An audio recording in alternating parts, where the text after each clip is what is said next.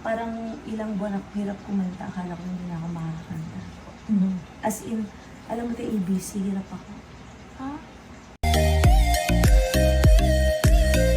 Angeline Quinto muntik na palang hindi makakanta after niyang manganak, isa lamang sa naging revelasyon ni Angge na dumalaw siya kay Kris Aquino sa US. Marami namang positibong balita ang binahagi ni Kris Aquino kasabay ng pagbahagi niya ng video ng pagdalaw ni Angeline sa bahay niya sa California. Kasama ni Angge ang partner niyang si Nonreb at ang anak na si Silvio. Binisita personal ni Angge si Kris. Ayon pa nga kay Angge, matagal na niyang gustong puntahan sa US si Kris at pasalamat niyang finally nagkita na sila. Tila nanumbalik naman kay Kris Aquino ang alaala bilang host sa sarili niyang show noong Kris TV noong malakas pa siya nang inawit ni Angge ang theme song ng naturang show. Kinilabutan at namangha si Kris Aquino sa boses ni Angge at doon nga inamin ni Angge na nang manganak siya ay nahirapan na siyang kumanta at kinailangan pa niya mag-voice lesson umano para lang maging okay uli ang boses niya. At ngayon, mas lalo pa itong naging buo. Samantala, nabanggit ni Kris Aquino na mga 1.5 taon pa bago siya makabalik sa Pilipinas. Pero ang magandang balita, ang dating 5 klaseng sakit na kinaharap niya, buwaba na lamang sa 3. Kabilang sa naglaho ay ang ika-5 napansin ng doktor noon na posible sanang mauwi sa lupus. Pero dahil maaga itong nakita, madali rin itong naagapan. Pero sa 3 natitirang karamdaman na kinakaharap ni Kris, isa doon umano ang siyang pinakakontrabida sa buhay niya na isang life-threatening disease. Bilang umaga, lalo na pag may kasama.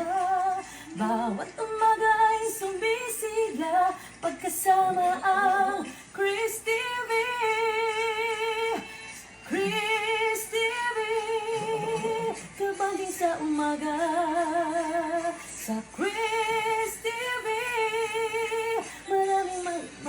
maraming malalaman. Kris TV, kabaging sa umaga. Sa Kris TV, panalo sa kwentuhan, maraming malalaman. Kris TV, Kris TV, buo ang iyong araw sa Kris TV.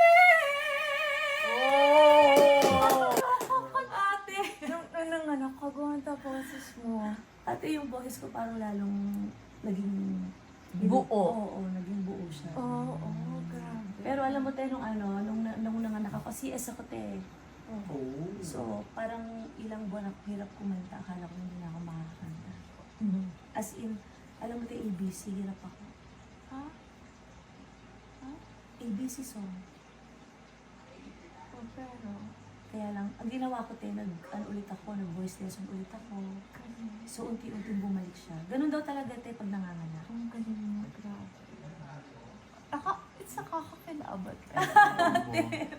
Oo. Gusto mo ka-take sa Pilipinas ulit to te? Hindi naman. Pag umuwi ka ng Pilipinas sa airport pa lang, Kris! Mga 1.5 years pa. Mama. Oo, pero